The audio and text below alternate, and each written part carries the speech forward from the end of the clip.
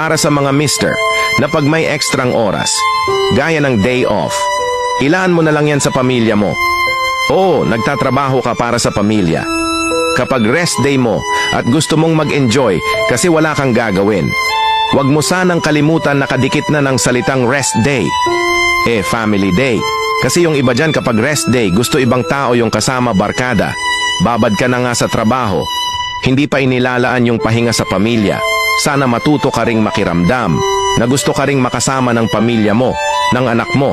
Tama ka, nagtatrabaho ka para kumita ng pera. Dahil kailangan nyo.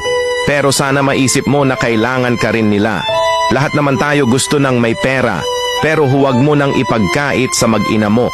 Yung pahinga mo ng isang araw, sabihin na natin na kaya mo nang bilhin lahat ng pangangailangan ng pamilya mo. Pero kahit kailan, hindi matutumbasan ng pera ang oras at ang panahong lumilipas.